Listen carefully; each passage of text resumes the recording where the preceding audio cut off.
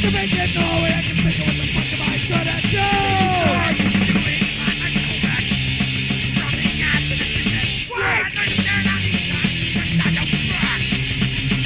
We'll be playing games real good. Smelling no straight wood. Come on, give it a try. Playing games real good. Smelling no straight wood. Come on, give it a try.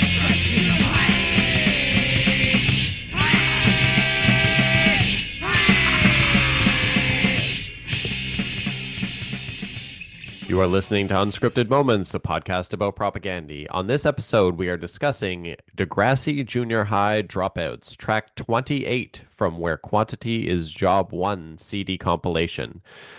Another second version of this song appears on the first pressing of Punk TV compilation, released in 1995 by Red Dog Records.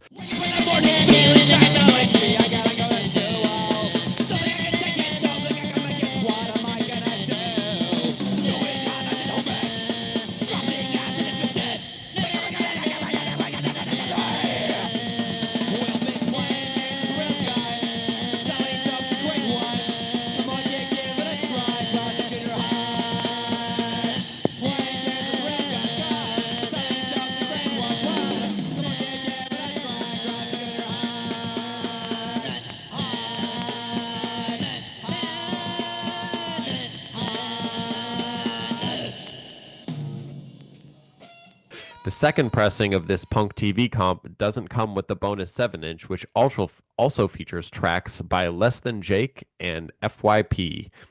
So, for any propaganda completists out there who want to find this, you have to get the first pressing and make sure you get the transparent red 7-inch that came with the first pressing.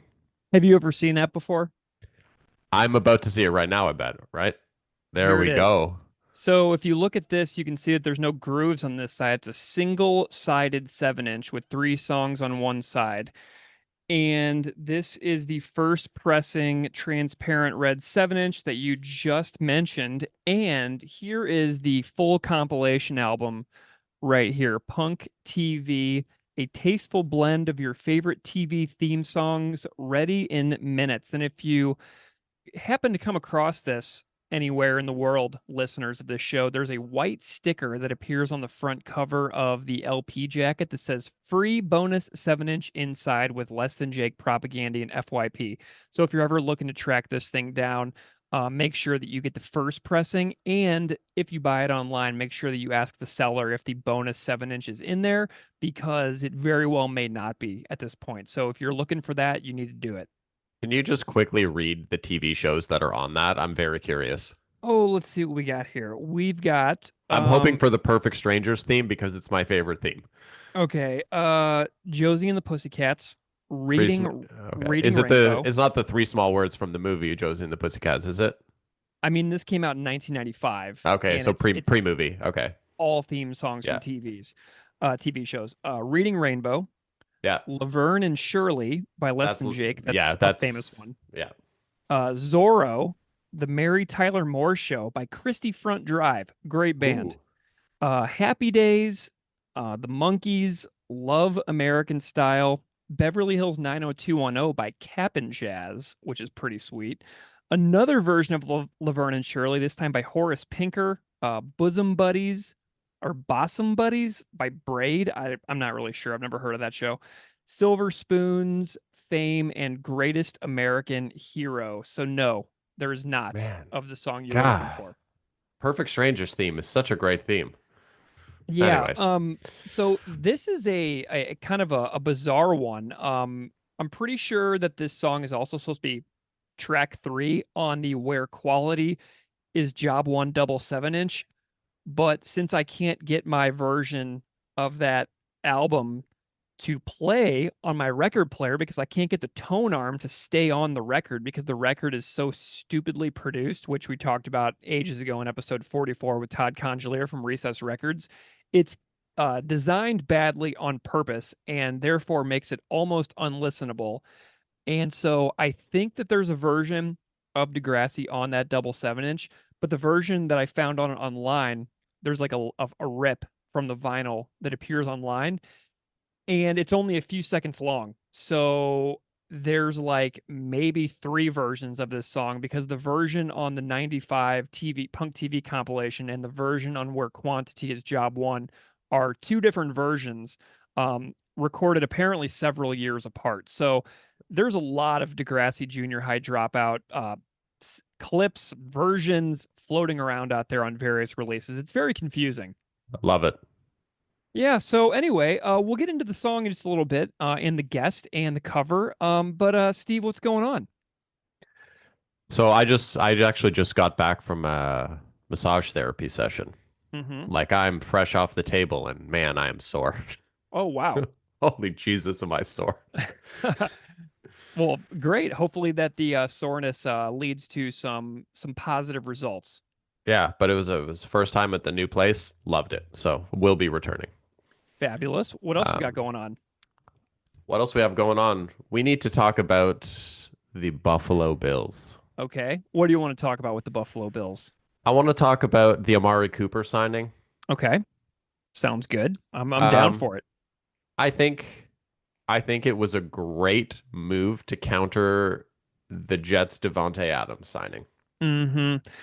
And we see that the honeymoon period for the Adams signing seems to not be going super great. You can always tell when things on the field go sideways by Aaron Rodgers' facial expression Yeah. directly into the camera. And when Devontae Adams dropped his first pass from Aaron Rodgers, and Rodgers had that same grimace expression of like doom in his eyes straight into the camera after that drop, I was like, oh, this is going great for them. I felt great when that happened. Yeah, and Amari Cooper dropped his first Buffalo Bills pass as well, but then he had his next catch was a touchdown. So his He, first actual reception as a Bill was a touchdown, which is pretty sweet. four receptions, I think 70 something yards and a touchdown. That's a pretty solid first effort. Pretty solid. Yep. So I'm feeling pretty nice about it. And I was just reading a little bit of analysis about how this takes a little bit of pressure off Mac Hollins as well. So Mac Hollins is an excellent distraction. He's fast. He's a good blocker. And so I'm liking how a Cooper being on the field kind of takes a little bit of the pressure off the shoulders of Mac Hollins and allows him to kind of like be a kind of a distraction and kind of a lure. And it's really been pretty cool to see how Cooper's drawing a little bit of coverage away from some of the other guys as well. Like Shakir and Kincaid had Ex- great games too. Mac Hollins is quickly rising to be among my favorite Buffalo Bill. Yeah, the way he blocked going into that Oh, touchdown the other day in that game, that was awesome. that is just I'm just I was kind of nervous the way the game started, but obviously once they got rolling, once they're rolling, they're hard to beat. It's just Man, a the matter of first getting half. them there, Ugh, the right? first half was so ugly. I actually had to step out and run to the grocery store for a few minutes during the first half, and I was so relieved to be away from the game for just 10 minutes because the store is right down the street. I was only Was gone for 10 minutes, and it just like defrayed all of my tension. was the grocery store like empty? Is like Empty. I can't imagine anything has people at it during Bills games. Yeah, whenever I first moved here and I wasn't watching Bills games, I would go running or cycling during Bills games, and I would have the streets entirely to myself. I would just be out there on my bike, just running red lights and just like cruising around, and there would be no one out. And there's a very small contingent of people in Buffalo who take full advantage of Buffalo's ghost town feel whenever the Bills are playing. And a lot of some people who don't care about football at all really, really take advantage of that time really well. Bills games for me were always a great opportunity to cross the border and have like free reign to cross the border coming back at the end of the day because after a Bills game, they're just waving people through. Like, Absolutely. Yeah, totally. Yeah, but it's kind of nice. The Bills are 5-2. They show some signs of concern here and there. But whenever I'm feeling kind of down about it, I listen to like some there's a Buffalo Bills podcast I listen to called Locked On Bills, which really breaks down a lot of interesting stuff. And he has a lot of insightful things to say about why the Bills are bad during the first like quarter of games sometimes. And it's often because other teams are running their scripted plays, which are very surprising to the Bills. in the moment because they plan specifically an amount of plays against the Bills' weakness so that they can start strong. And it usually takes the Bills a little bit of time to recalibrate, but then teams often become who they are because they run out of scripted plays and then they revert back to their standard plays. And that's kind of when the Bills thrive. So when you saw the Titans fall apart the other day, that is where their scripted plays ran out against the Bills and they stopped surprising the Bills in general. And then the Bills were able to come back and just completely crush them. Yeah, it's great to watch. Even the Damar Hamlin, another interception too. He's at 2 for the year now. Yeah, it's pretty sweet. Things are definitely going interestingly, and I'm looking forward to. They have another away game against Seattle this week, so I'm looking forward to that one. And then we got a couple of really important home games with Miami and Kansas City coming up here in Buffalo, and I'll be going to those games, so I'm pretty excited. And you're coming to the Chiefs one with me. I'm so jazzed. Yeah, it's going to be a good time. I'm just trying to So acquire this Dion Dawkins jersey, but they're sold out in my size. They're sold out in XLs. really? Online they are. I have to go to the store to buy it. I just have to try and drive all the way across. No, no, just I'll do it. Just send me the money and I'll go get you a jersey. I'll go to the mall this weekend and I will get you the jersey that you want. They're down the street for me. Just we'll figure it out. Okay. We'll chat offline after. Awesome. Well, Okay.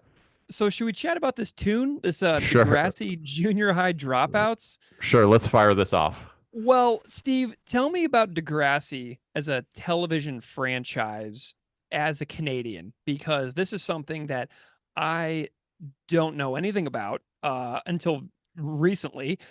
Some Americans know a ton about it, which I'll get into in a little bit, but I didn't know anything. So, I'm about to make a lot of people upset right now. Go for it. So, I grew up in Quebec, as everyone knows, and we did not watch Degrassi growing up. I have Interesting. never watched a full episode of the show in my entire life. Okay, well, that means I'm way ahead of you because I've seen 3 1/4 episodes of Yeah. Degrassi Junior High in full. All I know is that apparently Drake can walk now.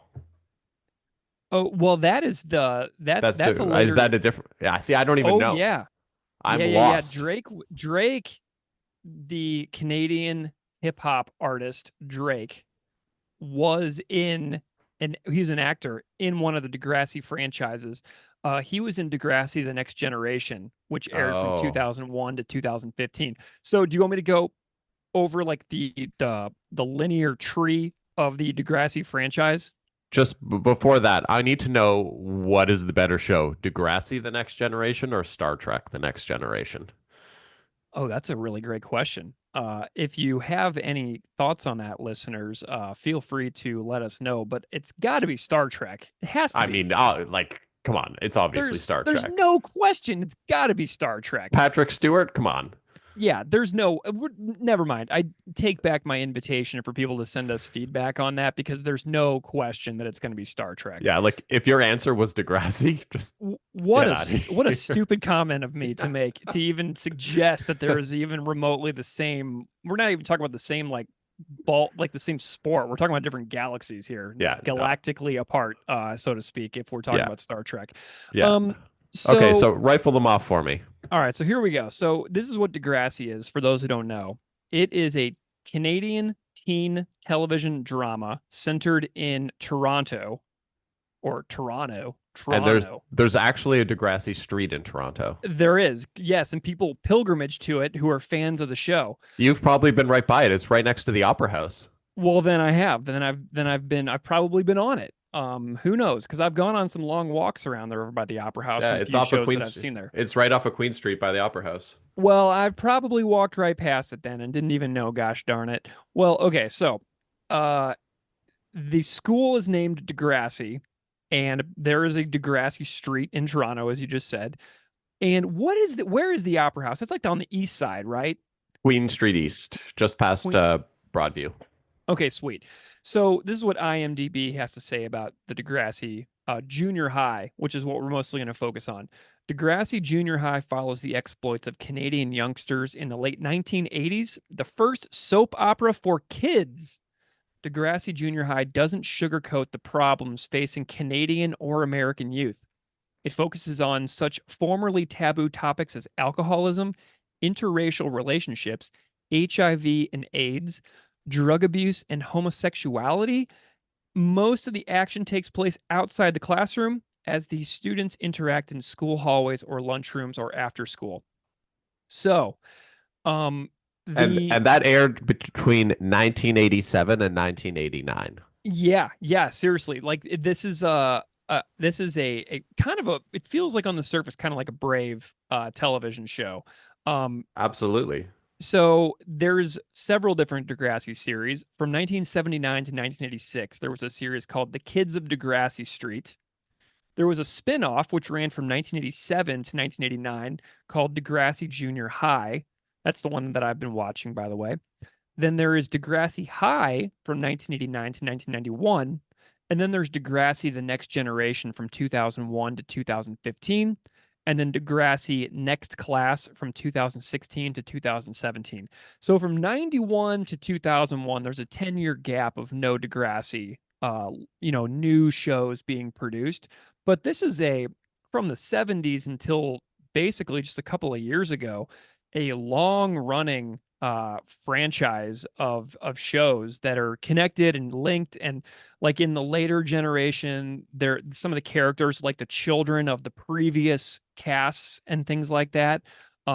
Like it's like, one of the people who was a kid in an earlier series will have like a child that appears in a later series. So the kids who are in the junior high series become the parents in the later generations and stuff like that. So there's a lot of linkage between the different franchises.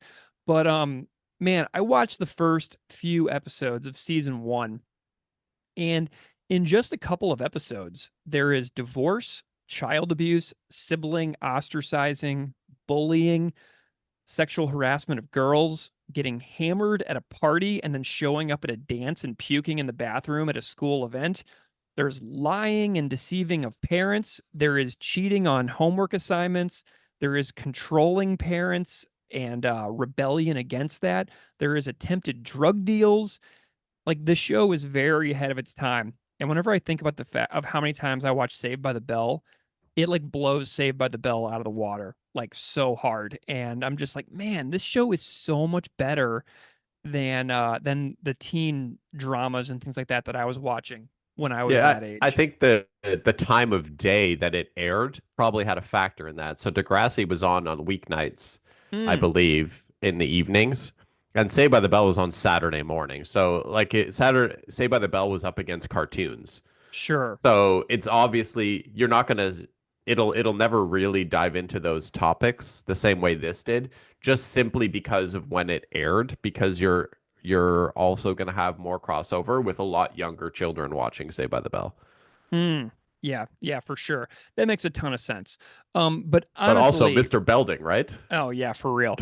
Um, I'm just really pretty impressed with the content for being how old it is. And there's a lot of stuff that's like super dated. And obviously, as a former high school teacher myself, and junior high teacher myself, a lot of the depictions of like what's going on in classrooms are just like completely ridiculous. Um, and I don't know. I mean, times have changed, of course, and these kids in these shows like don't have like iPhones and stuff like that to distract them in every waking moment in the classroom. So being in a classroom now is totally different than back in the show, but obviously television, it's hard to depict a real classroom situation, as any teacher listening to this will know. So if you're a teacher, you're going to be like, oh, there's no way this would be happening. But for the most part, the content is pretty ahead of its time, pretty bold. And I would imagine that it led to a lot of really good conversations between parents and their kids. If parents use this as a teaching tool, I could see it being pretty fascinating back in the 80s when this was going on. So when I moved from Quebec to Ontario, everyone I met in Ontario had more or less grown up watching it. So Hmm. I went from nobody I know watching it to everyone's childhoods were shaped around this show. Got it. Interesting. So you vividly remember like coming to understand that this was like an actually important cultural thing to the people that you were growing up around. 100%. But I didn't experience it until I moved to Ontario. Interesting. Well, I'd imagine that the locations for Degrassi being very local to people in Ontario would matter a whole heck of a lot. So I've got a list of filming locations and some information about the building and things like that that appears in the show. But some locations of Degrassi Jr.'s filming locations would be Centennial College at 951 Carlaw Avenue in Toronto is Degrassi High School. Vincent Massey Academy at 68 Daisy Avenue in Etobicoke, Ontario is Degrassi Jr. And Vincent Massey Junior School, formerly Daisy Avenue Public School, is 68 Daisy Avenue in the Long Branch area of Etobicoke. And it has, I need to interrupt you. I love that yeah, you're pronouncing the K in Etobicoke. Etobicoke. Yeah. I Oh, love that you pronounce the K. It's like people well, pronouncing the second T in Toronto. Toronto. Yeah, Or and it's really funny living in Buffalo. I'm always like Toronto. I don't say the K, huh? I say no. Etobicoke. Yeah. Etobicoke. Silent K. All right. Well, never heard of a silent K. Well, actually, yeah, I have night. Okay. I see what we're doing here. Etobicoke. And no. Oh, correct. Okay. Well, that's weird because I don't know if I've ever known of any silent Ks that appear at the end of words besides Well, this. it's just like the second T in Toronto is silent as well. Toronto. I'm an expert at saying the word Toronto. Okay. So the school had kindergarten through grade 5, and it was owned by the Toronto District School Board and was sold to a DDSB. developer in 2017. So the school was sold apparently about 6 or 7 years ago. But it was built in 1929 and it had additions in 1955 and 1963. And who was this? I found, oh, it's named after, the school is named after Vincent Massey, former Governor General of Canada. Have you ever heard that name before, Vincent Massey? I'm gonna guess that's who Massey Hall is named after as well. That's probably a really, really good observation. Yeah, I've never seen a concert there. Have you been there? I had tickets to see in 2017. I had tickets to see Paramore there, but to say 45 minutes before the show, my cat died and I didn't go to the show. Got it. Well, that sucks. I saw Massey Hall fairly recently. I went to the Death Cab for Cutie and Postal Service show at Scotiabank Arena several months ago. And the next morning, I had breakfast at a cafe across the street from Massey Hall. So I've seen the exterior of Massey Hall, Was but it to the date, diner? yeah, the diner right across the street from Massey Mel's Hall. Diner. Yeah, probably. I think that's Yeah. it. Yeah. Yeah. No. Oh, yeah, because we were talking about how when we were eating breakfast, oh, we were talking about how Mel was like Denny, the Denny's diner. It was like Denny's like Yeah. disgruntled younger brother who broke away from Denny's in order to form his own thing. And then Mel's became like this like underground sleeper hit of rebellion against the Denny's franchise. And it was totally ridiculous and made up, but There's two locations of Mel's in Toronto. Well, there or at you least go. there used to be. There's Yeah. two. They're expanding. They're coming for you, Denny's. Mel is coming for Denny. Okay, so anyway, that's all I got about Degrassi and the series and the buildings and things like that. But yeah, it's been an interesting experience learning about the cultural impact of this show. And there's more information on it to come with our guests later on. That's sweet. Yeah. So it's been a good time. Yeah. I mean, if I think people should definitely, I mean, if they're into the show and they're not from Toronto, definitely come and look at some of those places because I'm assuming the ones that have been the one in Etobicoke that was sold off, I can probably say it's probably condos now. Mm. Anything that gets sold off to a developer is just there's condos everywhere, right? Like, Oh, and I should also say that if you want to watch it, the entire Degrassi Junior High series is available for streaming for free on YouTube. That's where I've been watching every single episode. There is, if you search Degrassi Junior High, a playlist of all 3 seasons will pop right up and you can just watch them in order. A playlist will pop up in your right side menu if you're watching it on your computer, and you can just watch the entire Degrassi Junior High series on YouTube. It's pretty sweet. beauty. Love it. Yeah. So Propagandy did a cover of the theme song of the show, and that's why we're here, if people haven't really figured that out yet. Do we have a cover of the cover? You are in luck. So when we do these episodes, I always do a little post on Instagram with a story that says, "These are the covers that I'm looking for. Please let me know if you would like to do one and we can get going." And shockingly, no one took me up on the invitation to do a I wonder why. Degrassi. I'm It's shocked, hard to honestly. it's very difficult to cover a song that is borderline unlistenable on all of the recordings. Yes. So, I took this challenge upon myself to record a cover of Degrassi Obviously. Junior High Dropouts. I did it. It's me. I am the musical guest on this episode. And so yeah, I want I I did want it. you to tell me about the process of making the cover because when you sent it to me, Hmm. I, first of all, it's a great cover. Oh, thank you, Second of all, my first question is, where'd you get those drums? dude. Those are standard programmed drums on GarageBand. And I should pull the file up here so that I can look and see what we're working with. Let me go to my digital audio interface and I will look at the cover. And so the drum track is called SoCal Kyle. Love it. There is a drum beat where you can like fart around with the tempo of the song. And so I found a drum beat that I enjoyed and I messed around with the tempo until I could just do like a fast strumming acoustic guitar with kind of an upbeat little jaunty ditty. And yeah, I made the drum beat exactly as long as I needed it to be. And that's where the drums come from. Dare I say, and this again might get me into a lot of trouble here, but dare I say that your version of the cover is far more listenable than any of the propaganda versions of this song. You dare you can dare to say that, and I don't mean to have a big head about it, but I feel pretty darn good about this effort. I am a terrible guitar player, terrible, and I already have forgotten how to play the song because I was just reading it off of the screen as I was doing it, and like I retained none of it. I know there's a C chord in there, a lot of C, There usually and is a C in, a in little every bit of song. a little bit of G and some other stuff. Maybe But I some have D as well. no, there's no D. There's no No D. D. Oh, there's a B in there. Oh, There's a a B. B. Look at you. You played a Yeah. B. I did. I played a B. It's actually pretty hard to freaking play a B. I think there's an F in there as well. So oh yeah, there is. There's an F, there's a B, there's a G, and there's a C. Man, you had to And play a B and an F as a non-guitar player. the Look at worst. you. The worst. I know. I'm really good at playing G's and I'm really good at playing C's, but anything else, it is like such a gamble. Oh Um, man. but I forced myself to play that gosh darn F and that stupid B. I hated playing those.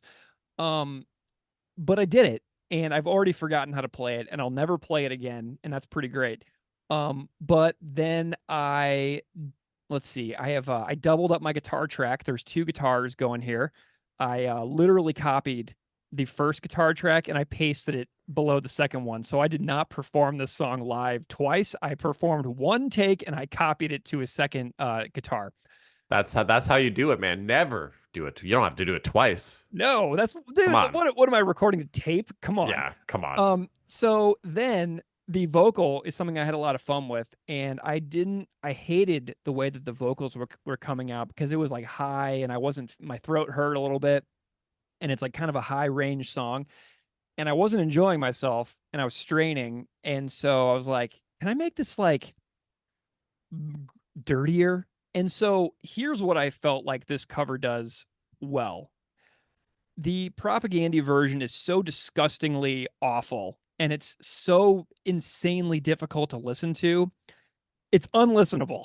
It is It's unlistenable. it's arguably their most unlistenable song that they've ever recorded. I wouldn't even say arguably. It's the actual worst thing they've ever done. Okay, so the propaganda version is super unlistenable and just disgusting and really nasty and ugly. Um, so what I did is I basically performed a mimicked version of the television version that people hear in the beginning of the TV show. and I sang the first couple of verses as they appear in the TV show. And then about 30 seconds in, I switch the vocals and then I sing the propaganda version. So I sing the version that appears in the TV show, and then I switch halfway through to the version that appears in the propaganda. So it goes from like endearing and nice and sweet to like disgusting and ugly and rebellious. And so I had a lot of fun doing that. And to kind of meet the two versions in the middle, because the one on TV is very like bouncy and poppy, is that I used a megaphone vocal effect on the recording of the vocals. So it's got that upbeat drums and it's got the acoustic guitar, but then it's got this like fuzzbox vocal effect on the singing. To kind of meet the sweetness of the TV version and the ugliness of the propaganda version and kind of synthesize them into one thing. That's what I was going for. It's the perfect cover, really. Thank you. Well, should we hear it? Do you have any more questions about it? I mean, I think everyone we've hyped it up so much now that I feel like everyone listening to it is going to have a visceral reaction when they hear it. So Yeah, they're going to be super disappointed, which I love that we're building this up so much. And it's like literally a minute and 10 seconds. And it's going to be, they're going to be like, oh, that was it. That's what they talked about. But then you got to admit, you got to like understand how exciting this is for me as somebody who never really does music for this show, besides some goofy like vocal covers over the years in the show. That for me to do the whole cover by myself is like, whoa, man. So this is a big moment for me. And it's hilarious to me that it's like the most unlistenable propaganda song ever made, probably. yeah, let's give it a listen. Here we go. Wake up in the morning, feeling shy and lonely. Gee, I gotta go to school. I don't think I can make it, don't think I can take it. I wonder what I'm gonna do. When I look around and see someone is smiling right at me. Wait, but someone's talking to me. I got a new friend. Wake up in the morning, feeling fucking burned out. Shit, I gotta go to school. Don't think I can make it, and don't think I can take it. What the fuck am I gonna do? I'll drop some acid if there's that. Wait, Mark that narc is staring at me. Time to take the stash out back. We've been playing games with real guns, selling dope to grade ones. Come on, kid, give it a try. Degrassi Junior High.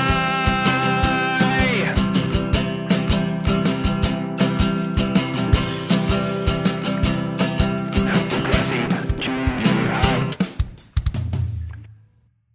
All right. So that was the cover by me, and I had fun with it. So Awesome cover. Awesome. rock and roll. We have a guest too. Should we talk a little bit about the guest? Let's do it. Mike Park. Mike Park. I'm sure people out there have heard that name before. Mike Park is the world's biggest Degrassi fan. Even he more is- than Kevin Smith. Dude, Mike Park is up there. Let me tell you a little bit about Mike Park. Mike Park is the host of the I'm in Love with a Girl Named Spike podcast, which has over 300 episodes of Degrassi episode by episode deep dives. Mike Park does with Degrassi what we do here about propaganda songs. And Mike Park is he's got two co-hosts, Hannah Eagle and Rick Johnson. Rick plays in the band Mustard Plug, which is kind of fun. But they have done over 300 episodes of Degrassi discussion. And I got Mike on the phone for a little bit to talk about Degrassi. And anything that you want to know about Degrassi, go listen to their podcast. If you are a massive Degrassi fan listening to this and you're furious that Steve and I don't know what the hell we're talking about, go listen to the I'm in Love with a Girl Named Spike podcast, because there's hundreds of episodes. That's what you want. And Mike's going to introduce it. But Mike is famous for other things as well. He's owned and operated Asian Man Records for decades, and he's put out music by Slapstick, Alkaline Trio, Lawrence Arms, Less Than Jake, and many more, including some of my favorite Asian Man bands like the Abrupters from Buffalo, New York, and Bat Boy, whose Fun Machine LP is really good.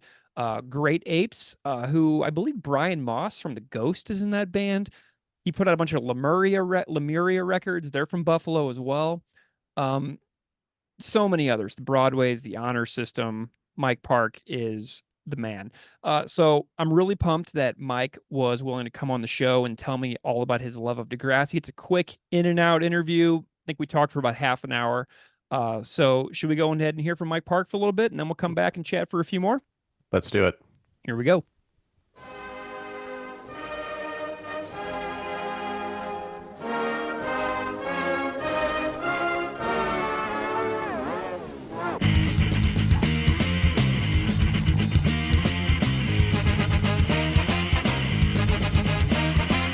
There is a girl named Spike from Degrassi High. She had a baby when she was real young. Her best friend is a skinny chick. She knows an Asian born in Nick. Caitlin, she is very chic, but I'm still in love with a girl named Spike. A girl named Spike. And I'm still in love with a girl named Spike. And I'm still in love with a girl named Spike. Mike Park, welcome to Unscripted Moments, a podcast about propaganda. Thank you for having me. Mike, I'm delighted that you're here. Thank you for taking some time to hang out with me and chat on my project. So you're here because you are not only a person in the music world, but you are renowned for being one of the world's biggest Degrassi fans ever. Am I making this up, or am I onto something here? I think you're correct. Okay, cool. Well, tell me a little bit about your origin of being a fan of Degrassi in general. So PBS would play Degrassi, and I loved it from the first time I watched it. I'm trying to remember how old I was. Probably, Yeah. I think it's pretty close to the same age. I think I was a little bit older, so probably maybe like my freshman year in high school, I started seeing the junior high episodes. It's just fun. Like bad acting, Canadian accents. It's Yes. great. Everything. They had a band, a bad band, the Zit Remedy, everything you want in a show. They had it. Yeah. Well, okay. What series are we talking about here? Did you watch The Kids of Degrassi Street? Are we talking about the junior high, the high school Junior high. series? Junior high. Okay. I've seen some Kids of Degrassi. I mean, I'm not a big fan of the Kids of Degrassi, to be honest, but from junior high on, I'm all in. So was junior high, was that like age appropriate for you? Like, were you kind of at the same level of what was going on in the show? Yeah, I was probably a couple years older, Okay, sweet. like a freshman in high school when the junior high episodes started airing. Nice. So I was watching some of the intros and stuff like that for the show, and I noticed that Drake appears in the intro for one of the stars of the show, which I didn't even really know about. Like, tell me about like this like story and this cast that kind of hooked you for the junior high series. Well, Drake is from the next generation, so he comes 10 years after the end of Degrassi High. So the original Degrassi, the attraction was the punk kids. There were a lot of punks. Spike being my favorite, wearing any shirt from the Smiths to the Damned to what else would she wear? Billy Idol. It's funny because like in later years, that's when you would see her wearing like Sick of It All shirts and H2O shirts. But in that early junior high, I think it was a lot of like that, maybe like that the British new wave, like the Church or the well, obviously the Smiths. I'm trying to remember the shirts. The Church, they weren't from the UK, were they? I don't know. I'm not sure. But anywho, Yeah. yeah. Her best friend had a Chelsea little skinhead girl, and there are other punks that had less prominent roles. Nice. Yeah, it's like it's just a way to connect. I was watching a little bit of One Tree Hill reruns recently, and I heard like hot water music and all kinds of stuff like that in the show, and tons of cool posters that appear in that TV show. And it's really kind of amazing the way that TV can speak to a certain generation of kids, and depending on what their interests are. You know what I mean? It's like you got to wonder like who the writers are behind the scenes, because they all bring their own stuff and interests into the show, and that's really cool whenever you can see yourself reflected on what's going on the screen. Sure. I know like Kevin Smith is a huge fan too, and in a lot of his movies there are Degrassi references, and then he actually directed and starred in a few episodes of Jay and Silent Bob Do Degrassi. So there's a good cult following there. Nice. Tell me a little bit about the overview of the generations of the show. Like, because I know there's been several different like iterations. Tell me a little bit about what you know about the different series over the years. Sure. So the original junior high goes Spike. I mean, they just do teen issues, whether it be drugs, bulimia, teen pregnancy. Make a long story short, Spike's daughter, born in junior high, and when they reboot it, was it like 14 years later? I believe Mm-hmm. they were the one of the creators of Degrassi was going to make a new teen drama, and then they were talking amongst the writers, and they had said, Emma, the daughter of Spike, would be going into junior high right now, so let's spin off Next Generation. And so that's what they did. They brought in a lot of the old cast for the first couple episodes. The premise was Degrassi's like 10-year reunion, high school reunion, and so they brought a lot of the old cast back for this. It was a two-parter, and then slowly got introduced to the new cast. Nice. It looks like the Next Generation went from like 2001 to 2015, so that's a super long run for the Yeah, Next Generation series. Yeah. 14 seasons. 14 seasons. Nice. Cool. Okay. Have you been able to check out any of the 2016 and 17 Next Class series? Yes, yes. So that's just a continuation of Next Generation. A lot of the characters from Next Class were there at the tail end of Next Generation. So they're just keeping the legacy going. It was supposed to be reboot again. HBO was Oh, going to sweet. reboot it, and then they canned it. So there was an announcement there's going to be a new Degrassi a couple years ago, and then it got cut, and everyone is sad. Got it. Well, okay, so Skank and Pickle, your old band, song "I'm in Love with a Girl Named Spike" was my introduction to the series. And if you go on YouTube and you look at the comments underneath any YouTube version of "I'm in Love with a Girl Named Spike" by Skank and Pickle, you'll see endless comments like, "I watched the entire series because of this song." And I'm just curious. That's like such a well-known reference at this point in ska and punk. But do you have any other references in any of your songs and bands over the years to Degrassi that I don't know about? That was it. That's the only one. The one and only. Yeah. And do you think that is one of the most iconic songs from Skank and Pickle at this point? Yeah, probably. Yeah. I think so. Yeah, it's a pretty, because I knew about that song in the 90s whenever because I grew up in St. Louis, so I was a huge MU330 fan. And so I found out about you guys because of like my fandom of MU330. And that song stands out a ton because we actually had a girl in my high school with a spiky haircut that several of my friends called Spike all the time.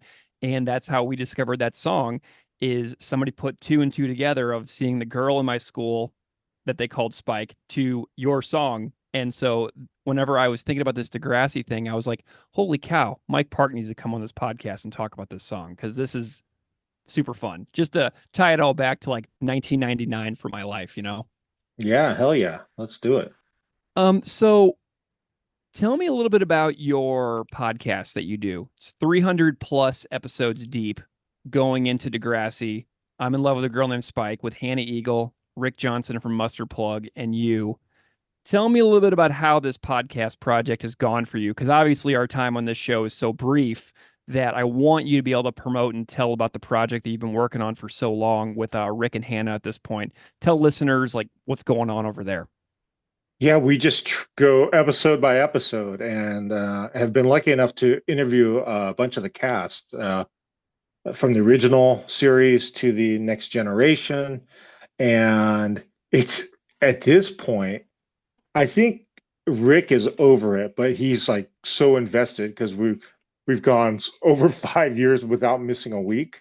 So he's Wow. like, okay, we got to do this. And he's not in Mustard Plug anymore, but he does front of house for Jeff Rosenstock, and works as a sound man, professional sound man for a lot of bands. So he's quite busy, and we've had to like he'll be like in the hotel laundry room. He'll be backstage at a club, in the van, wherever he can like get a moment. And we've had the same with Hannah. She's done it from like the train traveling from. She's in a band also that's in Richmond, but she lives in Philly, so she'll take the train. She's done the pod on the train or at her mom's house.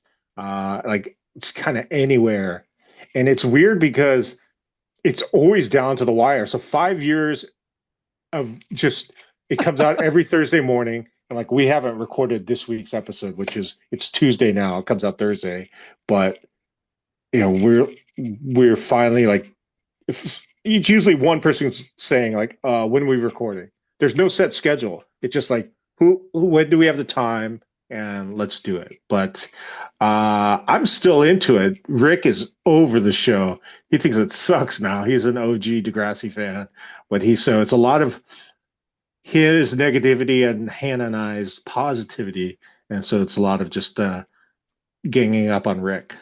Amazing. I kind of feel like that as well. It's been a lot of content overload with propaganda on this podcast. So much propaganda conversation. And so I'm honestly at that point myself where I'm struggling with the show, but we're so close. We only have like 5 more songs to cover for the podcast. So I'm like at that point where I'm powering through to the end. So I empathize with Rick deeply. Have you guys gone in chronological order of Degrassi, Yes, all the different series? excluding Kids at Degrassi, yeah, but from junior high on, Are you going to go back and do those? no. Okay. No interest? No interest in Kids at Degrassi. It's like grade. It's their grade school years. It's just nobody was a fan prior, and nobody is a fan today. So we we are hanging that one to What is dry. what's the community of listeners like? Do you have any engagement with like people who listen to your show? Are you engaged with them at all? Do you know what the listenership is like for the show? Sure. Whenever we question it, usually I will say at the end, because we put very little effort in this. We don't edit anything. We just put it up. So we have some episodes that just sound horrible, and we're just like, oh, whatever. So we always kind of wonder, like, we see the stats, and we get about. I mean, it's not a lot, maybe like 3,000 listeners per episode, and but if we want something tangible, usually I'll say something at the end like, email me and I'll send you free stickers. And that's when you get a lot of feedback, and then people want free stuff. So that, but it assures us that, yeah, people are listening, and they're listening till the end. And I think that makes Hannah the most happy. But Yeah. it makes me happy, but also makes me depressed because then I got to mail out all these stickers on my dime, which Yeah. is fine. But a lot of Canadian listeners, so it gets a little expensive. Do the Canadian listeners ever critique the show at all because you're not Canadian? Like, are they like, this isn't like culturally connected to you? Like, why are you doing this? Like, because propaganda being from Winnipeg, Manitoba, I'm not from Winnipeg. And so that was something that I had to deal with is like my lack of local knowledge to connect myself to the band whenever we started the show. Yeah, not at all. We haven't had any conflicts of interest from the different countries. We are on United. par to be friends forever, allies through Very Degrassi, cool. U.S. Canada connection. Whenever I was thinking about this show and the band Propaganda, they were teens in Winnipeg and rural Manitoba. in the early to mid 80s, and the Degrassi Junior High series coming out in 87 to 89. I mean, this is like a prime formative years television series for the members of the band themselves. So whenever I was contextualizing this cover, I put in air quotes, that the band did, I was really cracking up thinking about myself, because this would be like me writing a song about like Saved by the Bell, and like kind of turning it into like almost like a parody satirical thing. Um, and it really just kind of gave me a chuckle to put myself in the shoes of the band members. But before we go into that song that I sent you, tell me a little bit about your thoughts on the like original theme music that Propagandy kind of riffs on to create a version of it. Tell me about the theme music. I mean, it's okay. It just sounds like sloppy punk, but I mean, the theme song's not. It's not a great theme song. I don't think it translates well to a punk format. Mm-hmm. Or maybe I just haven't heard a punk version that where I really liked it. What do you think? Well, I don't think that the theme music of the show, I don't like the seriousness of the content of the show that you were telling me about. I feel like the theme song for Degrassi Junior High is like too silly, almost like for like the seriousness of some of the content that it gets into. Like, have you ever thought that Mm. like there's kind of a mismatch between what the show actually has and then the opening theme music to it? Not really. I never thought it was silly. It was just the theme song. I know the lyrics change slightly when it goes from junior high to high school. And then I do think it's better than the Next Generation song, in Yeah. my humble opinion. Maybe that's just because I'm a bigger fan of the OG series.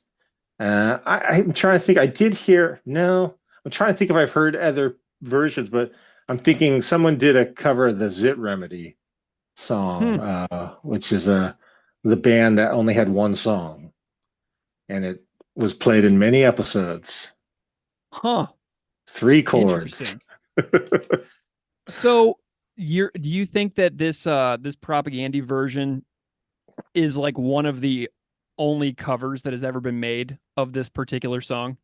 I'm sure there's more, but I wasn't even aware of the Propaganda cover, and so I was not privy to their version or any other version. I'm trying to think. I'm sure I've heard somebody do a cover, but nothing comes to mind. Is it on a record? Yes, it is, and I'm about to tell you about it. You want to know where this Propagandy version appears? Sure.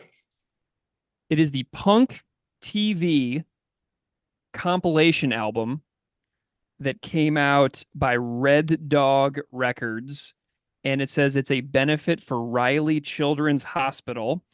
And some of the bands on the album include Christie Front Drive, Less Than Jake, Cap and Jazz, Horace Pinker, Braid, and more. And it also comes with let me bust this thing out here.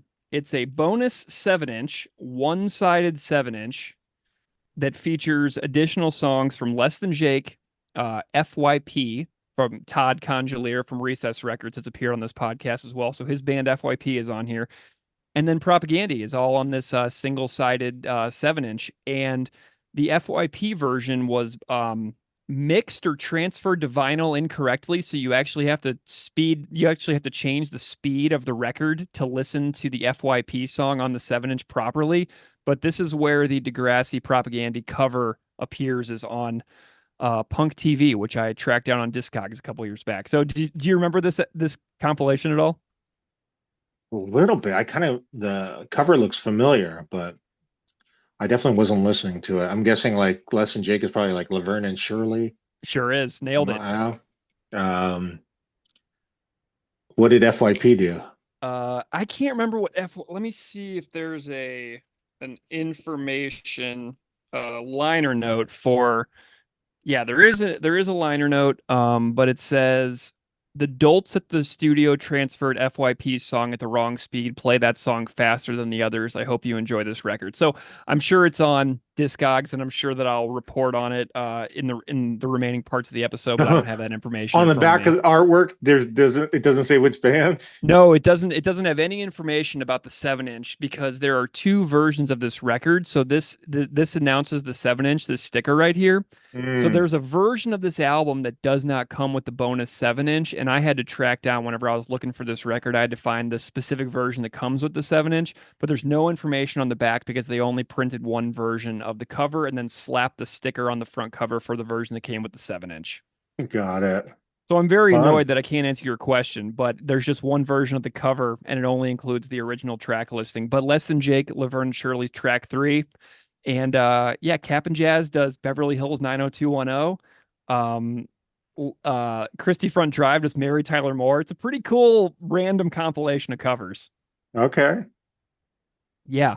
Did you get to listen to the Propagandy version that I sent over to you, including the modified lyrics by the band? It was a YouTube video. I thought I only received one video from you. Yeah, I sent you the YouTube video with the song, Yeah. and then I sent you Uh-huh. the lyrics via email. I don't recall getting the. Oh, okay. Yeah. I'm looking at it. Okay. Wake up in the morning, feel like fucking burnout. Shit, I gotta go to school. Okay. Don't think I can make it. Don't think I can take it. What the fuck am I gonna do? Besides doing hot knives and home ec and dropping ass in a phys ed. Wait, no, that narc is staring at me. Okay. Time to stash out back.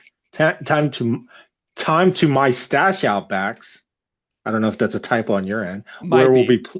Where we'll playing games with real guns, selling dope to grade ones. Come on, kid, give it a try. Okay. That's good. Thoughts? They made it, yeah, they made it fun. They punked it up a little profanity. Yep. Cool. I mean, yeah, that's fun. They're having fun. I So you never knew this existed? never knew it existed. That makes me so happy that that I could bring something new to your Degrassi nerddom. Just, as a fun thing. Do you have any other thoughts on the lyrics of the cover they sent you? It's a super messy recording. It's like a home demo. But I'm just, curious on your thoughts of it. Oh yeah, I like at the top of the show I was saying it's sloppy. It's punk Mhm. as fuck. It's just sloppy and that's fine. I'd rather listen to sloppy than polished punk any day. Nice. So A plus. And I knew the band was I knew the band were fans of at least Spike because I've seen videos where the vocalist is wearing a Spike t-shirt. Chris I've from seen Propaganda? that. Yeah. Sweet. So like an actual, not even a Degrassi shirt, an actual Spike shirt. So I knew that they were fans, and it makes sense because of the connection with their neighbors to the east and the punk relevance of the character Spike. So I was down. I was excited that they were Nice. fans. Did you ever listen to Propaganda at all in your life in music? I mean, I'm just not. I mean, I just know like a few songs. I was never a big fan. I'll be honest with you. That's fine. It just sounded like I'm not a big fan of that Fat Wreck sound. Mm-hmm. So I know they get put well musically. I think it makes sense. Obviously, lyrically, they have they're much more political than a band like Lagwagon or No Sure. Use for a Name. I just can't handle that sound. That's fine. Hey, you know what? I got to give you a little props on that too, because when I was in high school, growing up in St. Louis, I was listening to all that stuff, but I was also listening to Lawrence Arms, Trio, the stuff that you were putting out, Broadways, because it was such a break from the Ryan Green Fat Records sound that I was consuming all the time. So Yeah, it's yeah. like you were super important to me because you weren't doing that. Because without that, like I found you guys through MU330, but without, your disinterest in that sound, I may have had a way more narrow musical scope when I was a teenager. So I just want to give you a little props on not being interested in that sound. But I respect them quite a bit. Yeah. It's just not my cup of tea musically. Nice. Well, Mike, thank you so much for coming on and chatting with me about Degrassi and kind of introducing the the show to me, telling me a little bit about your fandom, telling me a little bit about your podcast and what you guys got going on there, and for your real time reaction to Propaganda Junior High Dropouts cover from the Punk TV compilation. It means a lot that you're you took a little bit of time out of your day of slinging records to come on and chat about tunes with me. It means a lot. Oh, my pleasure. Thanks for I'm always down to talk to Grassy, so Yeah, man. Yeah. I appreciate it. Yeah. thank you so much for being here, Mike. Right on. Have a great one. Take care.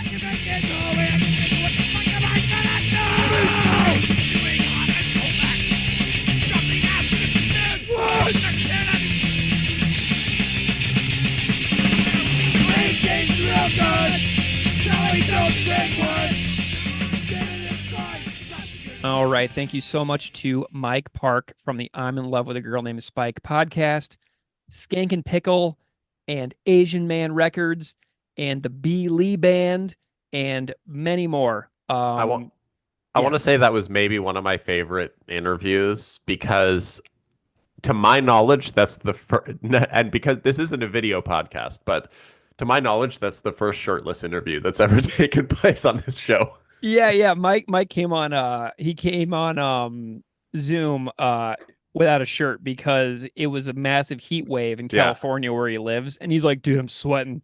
It's so I hot love it. here. I'm so sorry. He was so apologetic and nice about it, but he was just like I love it. It was very, very hot in his garage. Where his office for Asian Man Records has been headquartered since like 1995 or something. Yeah, he's the best. Absolute yeah. best. Thank you to Mike. And if you've never heard Skank and Pickle's song, I'm in Love with a Girl Named Spike, go listen to it. You heard Mike talk about that cover or that song that the band wrote. And you'll hear it as the theme song for the I'm in Love with a Girl Named Spike podcast. So, Steve, you know what's really funny? And I was thinking about this. I don't have much to say about Propaganda's version of this song. We've already talked about it. It's awful. It's hilarious. And it's maybe the worst thing they've ever done. Well, yeah, and they made it in 1989, as far as I know, and I believe their first bass player, Scott, plays bass on this song, as well. In the version that appears on the Quantity compilation, I have no idea about the version that appears on the Punk TV compilation a couple years later. It's a different version, and that version is arguably worse than the 1989 Oh, version because I there's this listen to both. background. I was Oh, like, what am God. I even listening to? This hurts my ears. Yes, and there's this like background sound going na na na na na na na na na na na, and they're just like singing nonsense under the vocals, and it's just completely terrible. So Chris and Jord have offended me, my ears and my brain, with these covers.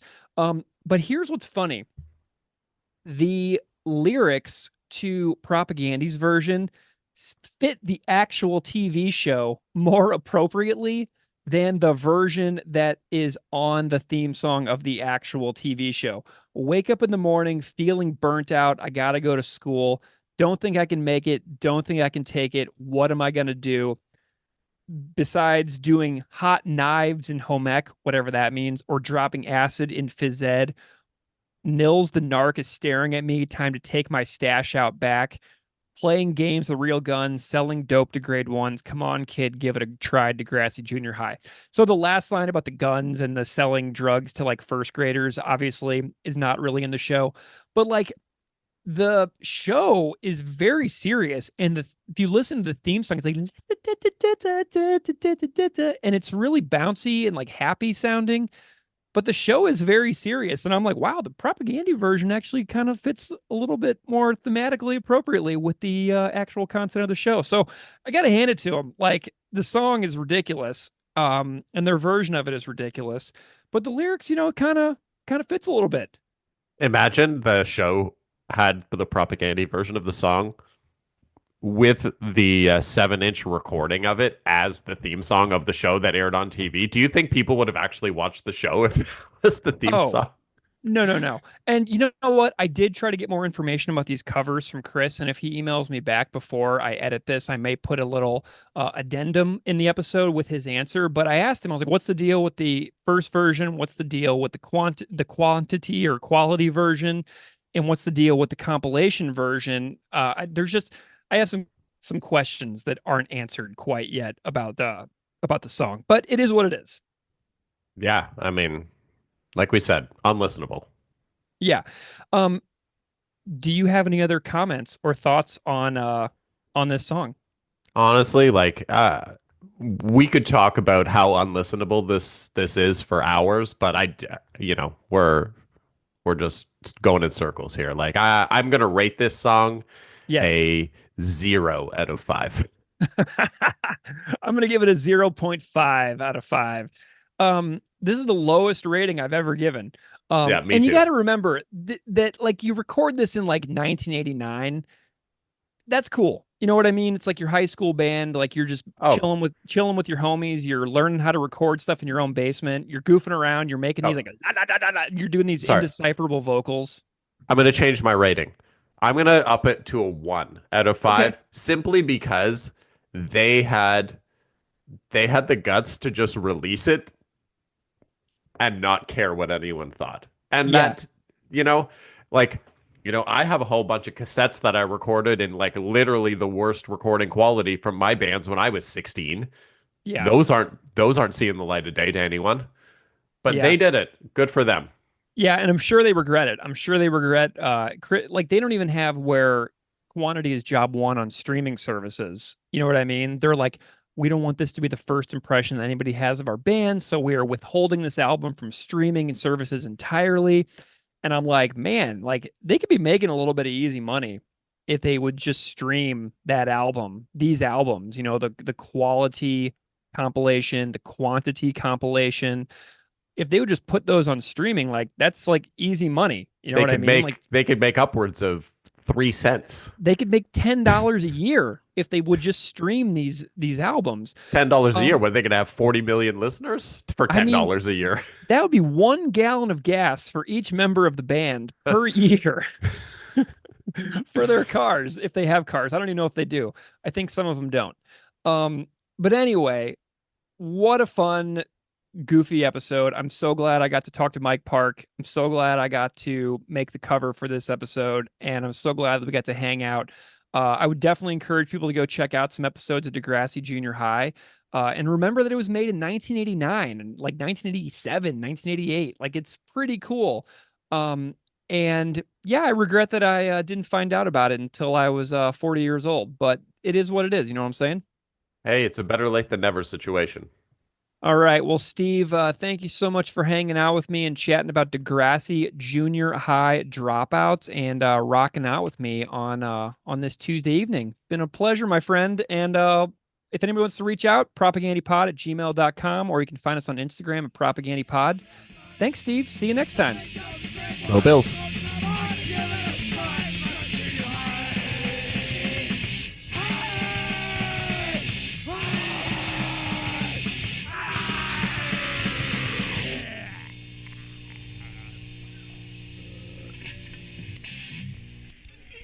Chris the poser.